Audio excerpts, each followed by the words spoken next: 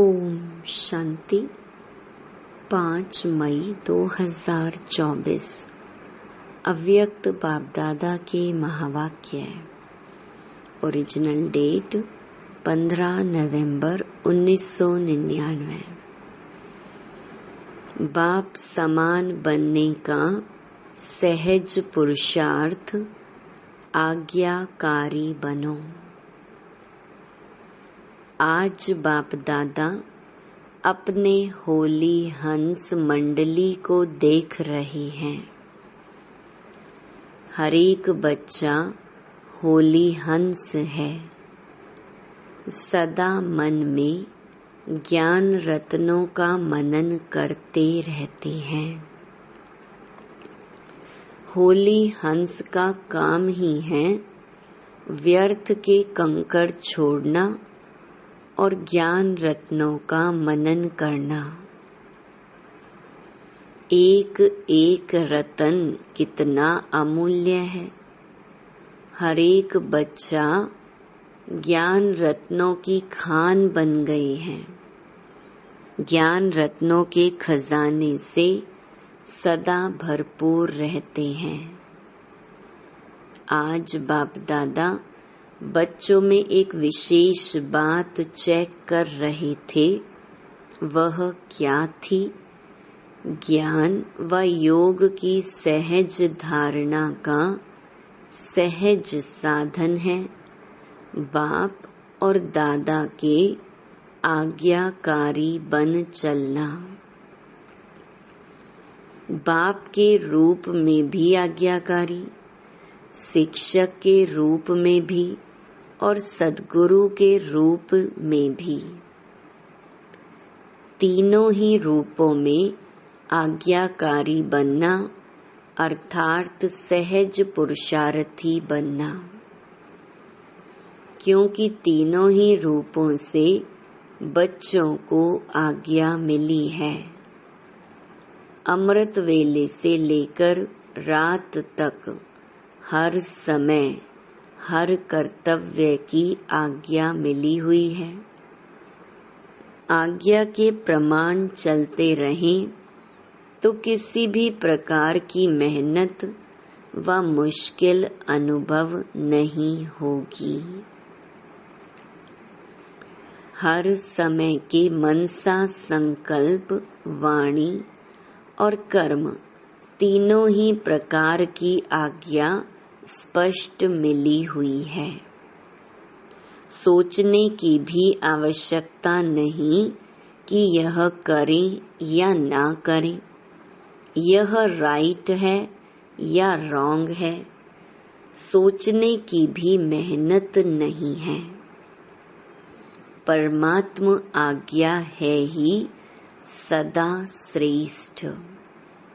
तो सभी कुमार जो भी आए हो बहुत अच्छा संगठन है। तो हर एक ने बाप का बनते ही बाप से वायदे किए हैं। जब बाप के बने हैं तो सबसे पहले कौन सा वायदा किया? बाबा तन मन धन जो भी है। कुमारों के पास धन तो ज्यादा होता नहीं, फिर भी जो है सब आपका है। यह वायदा किया है। तन भी, मन भी, धन भी और संबंध भी सब आपसे। यह भी पक्का वायदा किया है। जब तन मन धन संबंध सब आपका है तो मेरा क्या रहा? फिर कुछ मेरापन है? होता ही क्या है? तन मन धन जन सब बाप के हवाले कर लिया। प्रवृत्ति वालों ने किया है, मधुबन वालों ने किया है। पक्का है ना?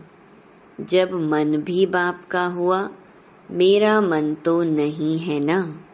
या मन मेरा है? मेरा समझकर यूज करना है। जब मन बाप को दे दिया तो यह भी आपके पास अमानत है। फिर युद्ध किसमें करते हो? मेरा मन परेशान है, मेरे मन में व्यर्थ संकल्प आते हैं, मेरा मन विचलित होता है। जब मेरा है नहीं, अमानत है, फिर अमानत को मेरा समझकर यूज करना, क्या यह अमानत में खयानत नहीं है? माया के दरवाजे हैं मैं और मेरा, तो तन भी आपका नहीं, फिर देह अभिमान का मैं कहाँ से आया? मन भी आपका नहीं, तो मेरा मेरा कहाँ से आया? तेरा है या मेरा है? बाप का है या सिर्फ कहना है, करना नहीं?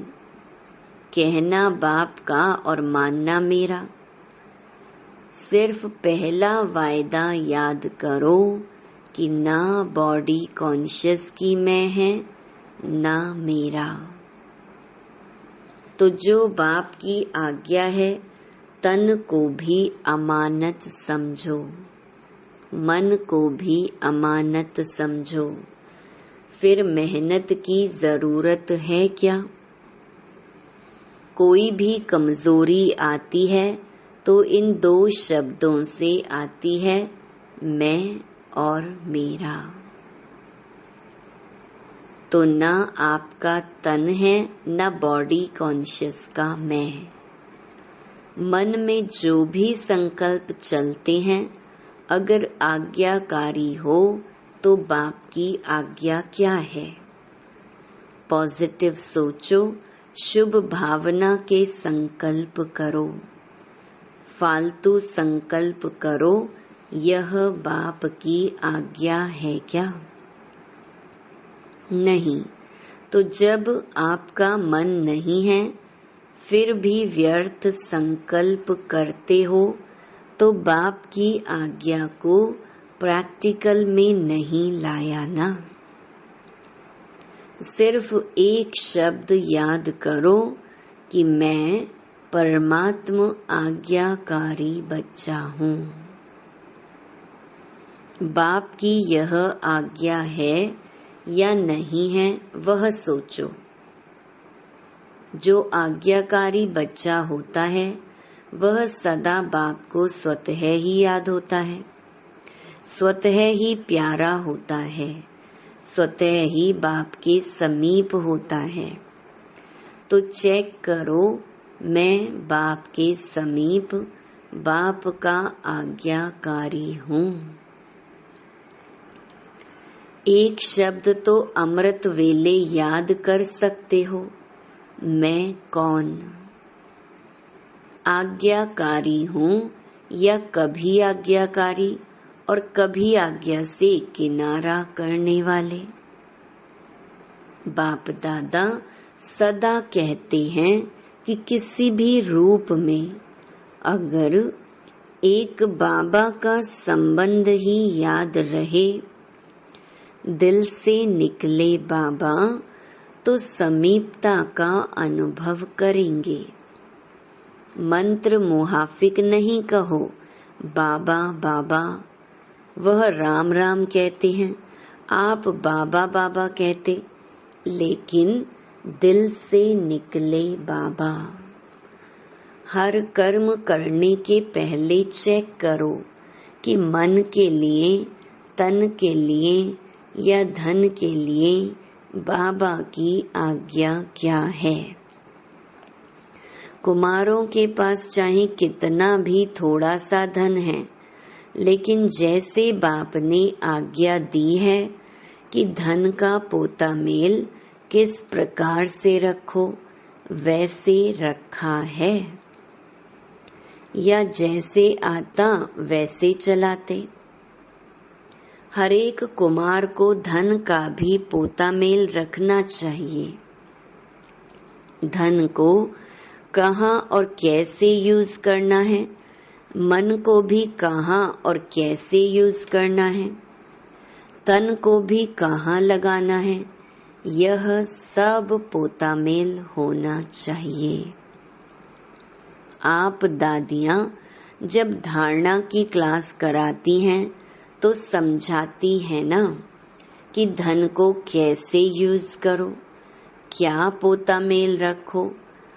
कुमारों को पता है पोता मेल कैसे रखना है, कहाँ लगाना है, यह मालूम है। थोड़े हाथ उठा रहे हैं, नए नए भी हैं, इन्हों को मालूम नहीं है। इन्हों को यह जरूर बताना कि क्या क्या करना है, निश्चिंत हो जाएंगे, बोझ नहीं लगेगा, क्योंकि आप सबका लक्ष्य है कुमार माना लाइट, डबल लाइट। कुमारों का लक्ष्य है ना कि हमको नंबर 1 आना है,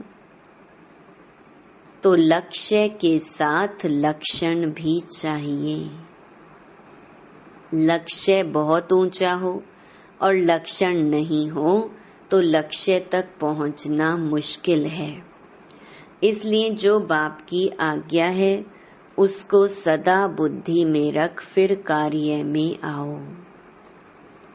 बाप दादा ने पहले भी समझाया है कि ब्राह्मण जीवन के मुख्य खजाने हैं संकल्प, समय और श्वास। आपके श्वास भी बहुत अमूल्य हैं। एक श्वास भी कॉमन नहीं हो, व्यर्थ नहीं हो। भक्ति में कहते हैं श्वासों श्वास अपने ईष्ट को याद करो। श्वास भी व्यर्थ नहीं जाए। ज्ञान का खजाना, शक्तियों का खजाना यह तो है ही, लेकिन मुख्य यह तीनों खजाने संकल्प, समय और श्वास आज्ञा प्रमाण सफल होते हैं। व्यर्थ तो नहीं जाते, क्योंकि व्यर्थ जाने से जमा नहीं होता, और जमा का खाता इस संगम पर ही जमा करना है। चाहे सतयुग त्रेता में श्रेष्ठ पद प्राप्त करना है, चाहे द्वापर कलयुग में पूज्य पद पाना है, लेकिन दोनों का जमा इस संगम पर करना है। इस हिसाब से सोचो कि संगम समय की जीवन के छोटे से जन्म के संकल्प, समय, श्वास कितने अमूल्य हैं। इसमें अलबेले नहीं बनना। जैसा आया वैसे दिन बीत गया। दिन बीता नहीं, लेकिन एक दिन में बहुत बहुत गंवाया। जब भी कोई फालतू संकल्प, फालतू समय जाता है तो ऐसे नहीं समझो चलो 5 मिनट गया, बचाओ। समय अनुसार देखो प्रकृति अपने कार्य में कितनी तीव्र है। कुछ न कुछ खेल दिखाती रहती है, कहाँ न कहाँ खेल दिखाती रहती है, लेकिन प्रकृति पति ब्राह्मण बच्चों का खेल एक ही है, उड़ती कला का। तो प्रकृति तो खेल दिखाती, लेकिन ब्राह्मण अपने उड़ती कला का खेल दिखा रहे हो। कोई बच्चे ने बाप दादा को उड़ीसा के समुद्री तूफान की रिजल्ट लिखकर दी। यह हुआ, यह हुआ, तो वह प्रकृति का खेल तो देख लिया, लेकिन बाप दादा पूछते हैं कि आप लोगों ने सिर्फ प्रकृति का खेल देखा या अपने उड़ती कला के खेल में बिजी रहे, या सिर्फ समाचार सुनते रहे। समाचार तो सब सुनना भी पड़ता है, परंतु जितना समाचार सुनने में इंटरेस्ट रहता है, उतना अपनी उड़ती कला की बाजी में रहने का इंटरेस्ट रहा। कई बच्चे गुप्त योगी भी हैं। ऐसे गुप्त योगी बच्चों को बाप दादा की मदद भी बहुत मिली है और ऐसे बच्चे स्वयं भी अचल साक्षी रहे और वायुमंडल में भी समय पर सहयोग दिया। जैसे स्थूल सहयोग देने वाले चाहे गवर्नमेंट चाहे आसपास के लोग सहयोग देने के लिए तैयार हो जाते हैं, ऐसे ब्राह्मण आत्माओं ने भी अपना सहयोग, शक्ति, शांति देने का, सुख देने का जो ईश्वरीय श्रेष्ठ कार्य है वह किया। जैसे वह गवर्नमेंट ने यह किया, फलाने देश ने यह किया, फौरन ही अनाउंसमेंट करने लग जाते हैं। तो बाप दादा पूछते हैं, आप ब्राह्मणों ने भी अपना यह कार्य किया? आपको भी अलर्ट होना चाहिए। स्थूल सहयोग देना यह भी आवश्यक होता है, इसमें बाप दादा मना नहीं करते, लेकिन जो ब्राह्मण आत्माओं का विशेष कार्य है, जो और कोई सहयोग नहीं दे सकता, ऐसा सहयोग अलर्ट होके आपने दिया। देना है ना? या सिर्फ उन्हों को वस्त्र चाहिए, अनाज चाहिए? लेकिन पहले तो मन में शांति चाहिए, सामना करने की शक्ति चाहिए। तो स्थूल के साथ सूक्ष्म सहयोग ब्राह्मण ही दे सकते हैं और कोई नहीं दे सकता है। तो यह कुछ भी नहीं है, यह तो रिहर्सल है। रियल तो आने वाला है, उसकी रिहर्सल आपको भी बाप या समय करा रहा है। तो जो शक्तियाँ, जो खजाने आपके पास हैं, उसको समय पर यूज करना आता है। कुमार क्या करेंगे? शक्तियाँ जमा हैं, शांति जमा है, यूज करना आता है। हाथ तो बहुत अच्छा उठाते हैं, अभी प्रैक्टिकल में दिखाना। साक्षी होकर देखना भी है, सुनना भी है और सहयोग देना भी है। आखिरीन रियल जब पार्ट बजेगा, उसमें साक्षी और निर्भय होकर देखें भी और पार्ट भी बजावें। कौन सा पार्ट? दाता के बच्चे दाता बन, जो आत्माओं को चाहिए वह देते रहें। तो मास्टर दाता है ना? स्टॉक जमा करो, जितना स्टॉक अपने पास होगा उतना ही दाता बन सकेंगे। अंत तक अपने लिए ही जमा करते रहेंगे तो दाता नहीं बन सकेंगे। अनेक जन्म जो श्रेष्ठ पद पाना है वह प्राप्त नहीं कर सकते हैं, इसलिए एक बात तो अपने पास स्टॉक जमा करो। शुभ भावना, श्रेष्ठ कामना का भंडार सदा भरपूर हो। दूसरा, जो विशेष शक्तियां हैं, वह शक्तियां जिस समय जिसको जो चाहिए वह दे सको। अभी समय अनुसार सिर्फ अपने पुरुषार्थ में संकल्प और समय दो, साथ साथ दाता बन विश्व को भी सहयोग दो। अपना पुरुषार्थ तो सुनाया, अमृत वेले ही यह सोचो कि मैं आज्ञाकारी बच्चा हूँ। हर कर्म के लिए आज्ञा मिली हुई है, उठने की, सोने की, खाने की, कर्म योगी बनने की।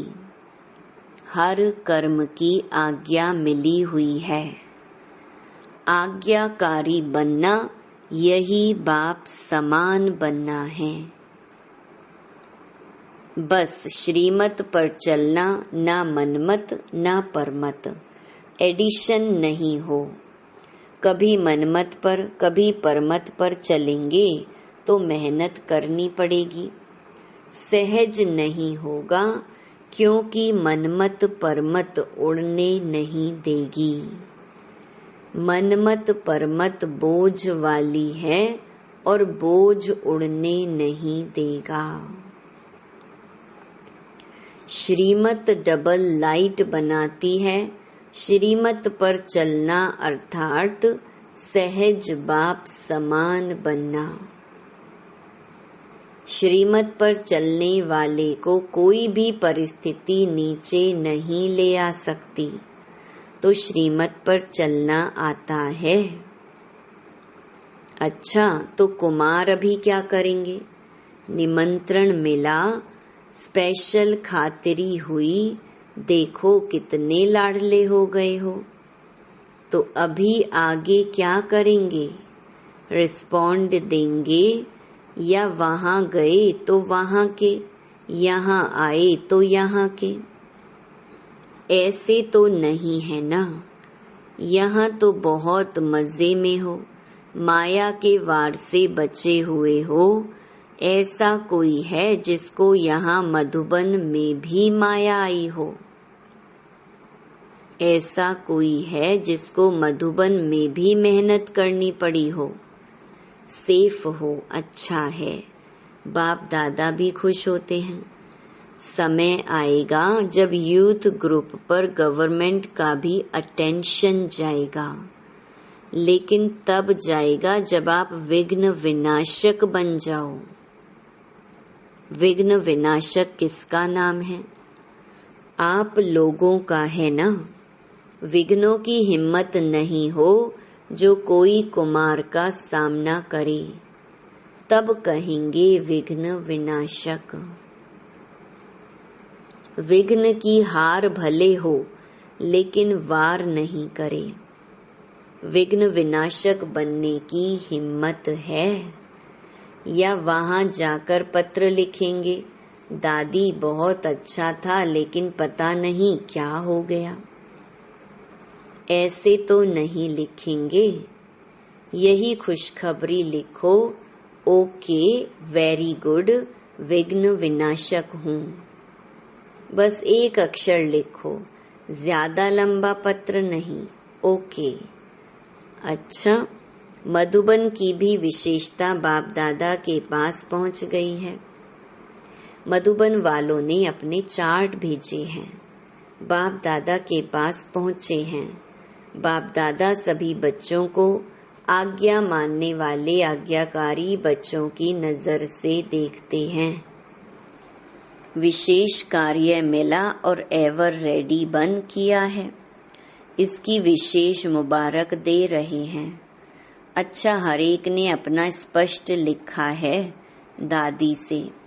आप भी रिजल्ट देखकर क्लास कराना। अपनी अवस्था का चार्ट अच्छा लिखा है।